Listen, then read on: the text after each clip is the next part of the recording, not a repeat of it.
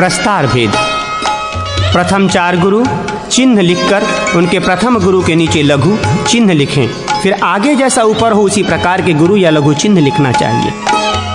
फिर उसके नीचे तीसरी पंक्ति में प्रथम गुरु चिन्ह के नीचे लघु चिन्ह लिखकर आगे दाहिने भाग में जैसे ऊपर गुरु या लघु हो वैसा ही चिन्ह लिखें तथा पीछे बाएं भाग में गुरु चिन्ह से पूरा करें। इसी प्रकार पुनः पुनः तब तक लिखता जाए जब तक कि पंक्ति प्रस्तार में सब चिन्ह लघु न हो जाए।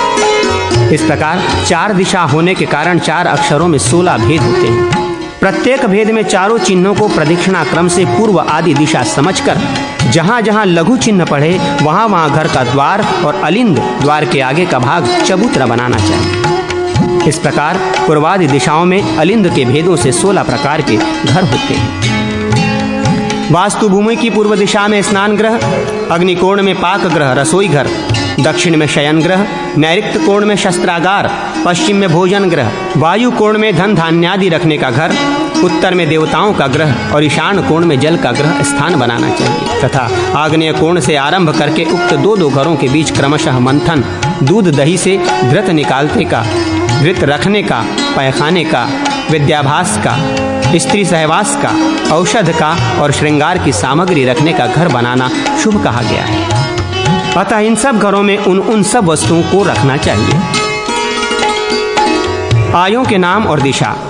पूर्वादि 8 दिशाओं में क्रम से ध्वज, धूम्र, सिंह, श्वान, वृक्ष, खर, गदहा, गज और ध्वांश, काक ये 8 आय होते हैं। घर के समीप निंद वृक्ष, पाकर, गूलर, आम, नीम, बहेड़ा तथा कांटे वाले और दुग्ध वाले सब वृक्ष, पीपल, कपित, कैत, अगस्त वृक्ष, सिंधुवार, निर्गुंडी और इमली ये सब वृक्ष घर के समीप निंदित कहे गए हैं। विशेषतः घर के दक्षिण और पश्चिम भाग में ये सब वृक्ष हों तो धन आदि का नाश करने वाले होते हैं। ग्रह प्रमाण। घर के स्तंभ, खंभे घर के पैर होते हैं, इसलिए वे सम संख्या 4, 6, 8 आदि में होने पर ही उत्तम कहे गए हैं, विषम संख्या में नहीं।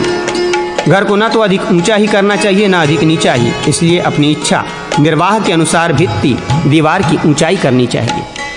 घर के ऊपर जो घर दूसरा मंजिल बनाया जाता है उनमें भी इस प्रकार का विचार करना चाहिए। घरों की ऊंचाई के प्रमाण 8 प्रकार के कहे गए हैं, जिनके नाम क्रमशः इस प्रकार हैं: पांचाल, वैदेह, कौरव, उजन्यक, मागध, शूरसेन, गांधार और 8 आवंतिक। जहाँ घर की ऊंचाई उसकी चौड़ाई से सवागुनी अधिक होती है वो भूतल से ऊपर तक का पांचाल मान कहलाता है।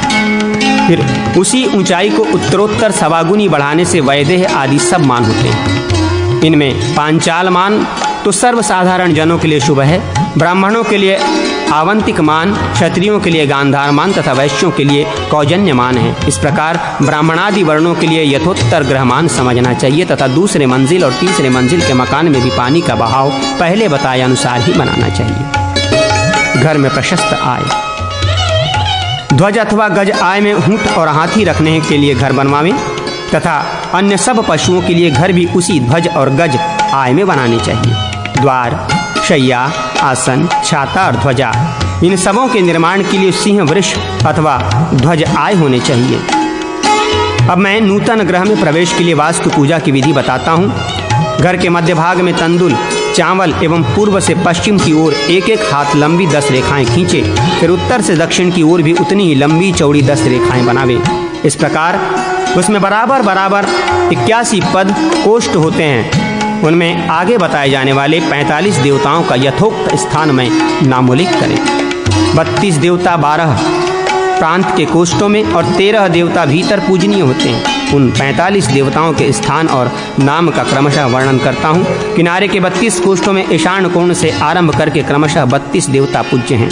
इनके नाम इस प्रकार हैं: कृपिट योनि अग्नि 1, पर्जन्य 2, जयंत 3, इंद्र 4, सूर्य 5, सत्य 6, वृष 7, आकाश 8, वायु 9, उषा 10, अनृत वितत 11, ग्रक्षत 12, यम 13, गंधर्व 14, भृंगराज 15, मृग 16, पीतर 17, दव्वारिक 18, सुग्रीव 19, पुष्पदंत 20, वरुण 21, असुर 22, शेष 23, राजयक्षमा 24, रोग 25, अहि 26, मुख्य 27, भल्लाट 28, सोम 29, सर्प 30, अदिति 31 और दीति 32।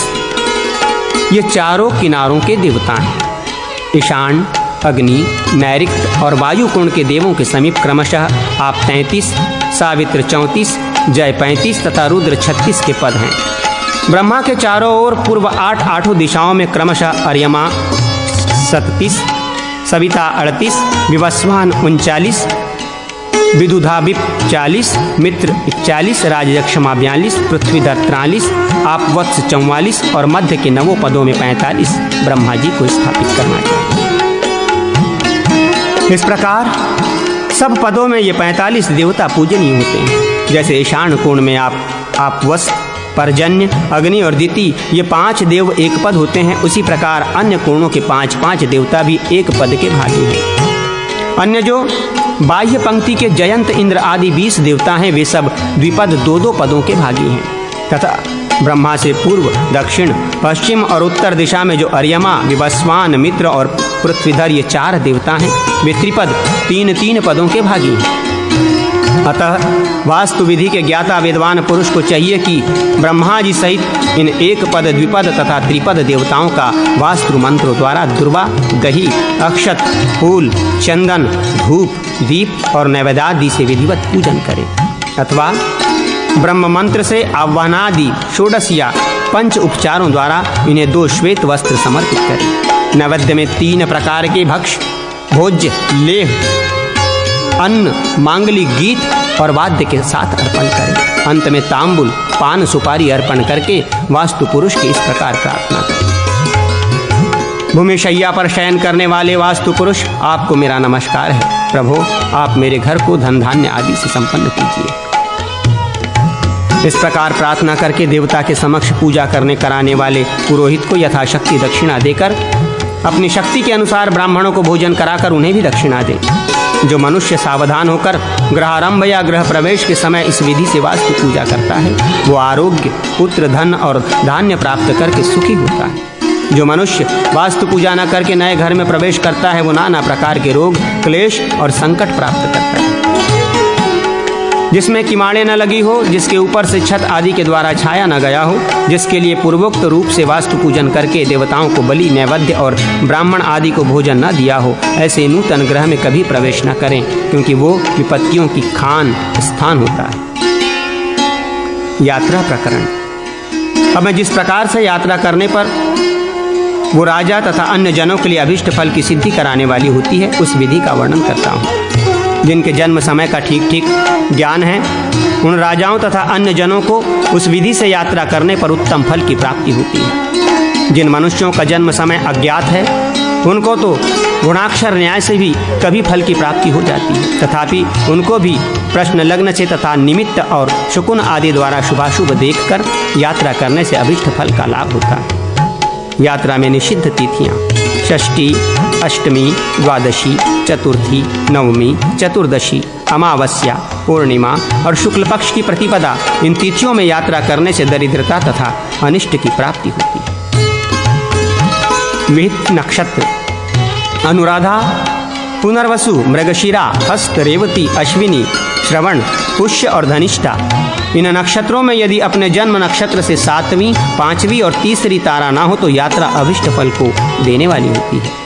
दिशाशूल, शनि और सोमवार के दिन पूर्व दिशा की ओर न जाएं, गुरुवार को दक्षिण दिशा की तरफ न जाएं, शुक्र और रविवार को पश्चिम की तरफ न जाएं तथा बुध और मंगल को उत्तर दिशा की तरफ यात्रा न करें। ज्येष्ठा, पूर्व भाद्रपद, रोहिणी और उत्तरा फाल्गुनी ये नक्षत्र क्रमशः पूर्व, दक्षिण, पश्चिम और उत्तर दिशा में शूल होते हैं। सर्वदिग्गमन नक्षत्र अनुराधा, हस्त, पुष्य और अश्विनी ये 4 नक्षत्र सब दिशाओं की यात्रा में प्रशस्त हैं। दिग्दार नक्षत्र कृतिका से आरंभ करके 7 नक्षत्र समूह पूर्वादि दिशाओं में रहते हैं तथा अग्निकोण से वायुकोण तक परिध दंड रहता है। अतः इस प्रकार यात्रा करनी चाहिए जिससे परिदंड का लंघन न हो। पूर्व के नक्षत्रों में अग्निकोण की यात्रा करें। इसी प्रकार दक्षिण के नक्षत्रों में अग्निकोण तथा पश्चिम और उत्तर के नक्षत्रों में वायुकोण की यात्रा कर सकते हैं। दिशाओं की राशियाँ पूर्वादि 4 दिशाओं में मेष आदि 12 राशियां पुनः पुनः 3 आवृत्ति से आती हैं। ललाटिक योग, जिस दिशा में यात्रा करनी हो उस दिशा का स्वामी ललाटगत सामने हो तो यात्रा कराने वाला लौट कर नहीं आता। पूर्व दिशा में यात्रा करने वाले को लग्न में यदि सूर्य हो तो वो ललाटगान माना जाता है। यदि शुक्र लग्न में 11वें या 12वें स्थान में हो तो अग्निकोण में यात्रा करने से, मंगल 10म भाव में हो तो दक्षिण यात्रा करने से, राहु 9वें और 8वें भाव में हो तो नैऋत्य कोण में यात्रा से, शनि 7म भाव में हो तो पश्चिम यात्रा से, चंद्रमा 5वें और 6ठे भाव में हो तो वायु कोण की यात्रा से, बुध 4th भाव में हो तो उत्तर की यात्रा से, गुरु 3रे और 2रे भाव में हो तो ईशान कोण की यात्रा करने से ललाटगत होते हैं। जो मनुष्य जीवन की इच्छा रखता हो वो इस ललाट योग को त्याग कर यात्रा करे। लग्न में वक्रगति ग्रह या उसके षड्वर्ग राशि हो आदि में हो तो यात्रा करने वाले राजाओं की पराजय होती है।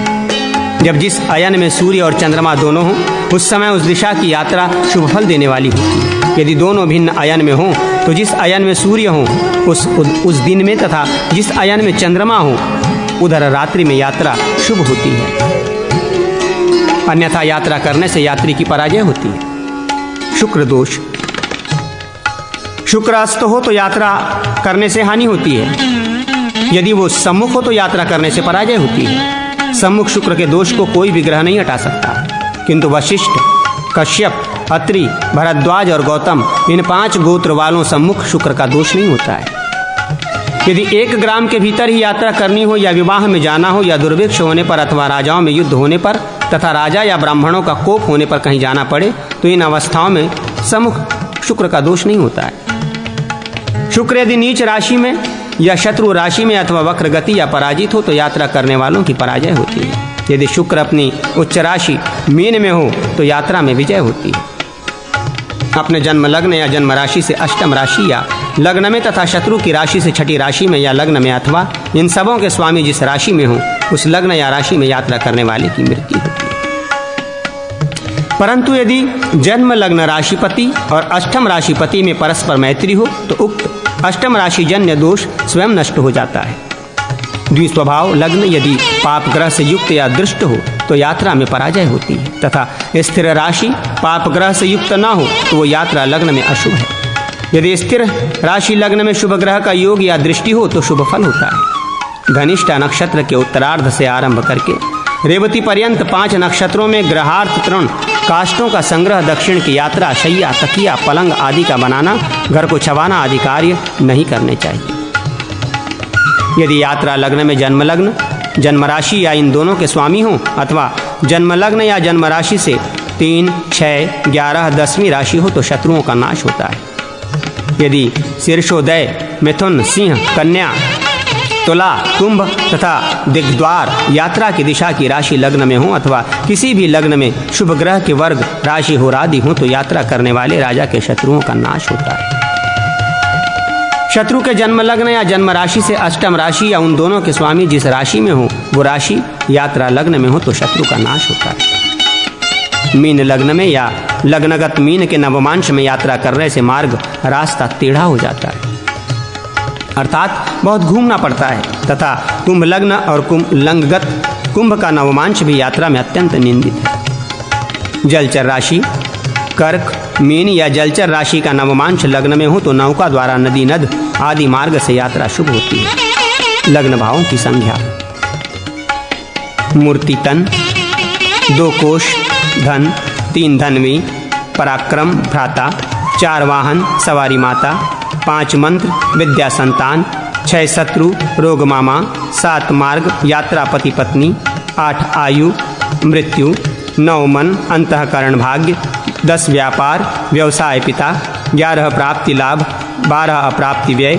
ये क्रम से लग्न आदि 12 स्थानों की संख्याएं हैं। पाप ग्रह शनि, रवि, मंगल, राहु तथा केतु ये 3रे और 11वें को छोड़कर अन्य सब भावों में जाने से भावफल को नष्ट कर देते हैं। 3रे और 11वें भाव में जाने से वे इन दोनों भावों को पुष्ट करते हैं। सूर्य और मंगल ये दोनों दशम भाव को भी नष्ट कर नहीं करते, अपितु दशम भाव में जाने से उस भावफल, व्यापार, पिता, राज्य तथा कर्म को पुष्ट ही करते हैं। और शुभ ग्रह चंद्र, बुध, गुरु तथा शुक्र जिस भाव में जाते हैं उस भावफल को पुष्ट ही करते हैं। केवल षष्ठ, 6 भाव में जाने से उस भावफल, शत्रु और रोग को नष्ट करते हैं। शुभ ग्रहों में शुक्र सप्तम भाव को और चंद्रमा लग्न एवं अष्टम को पुष्ट नहीं करते हैं, अपितु नष्ट ही करते हैं।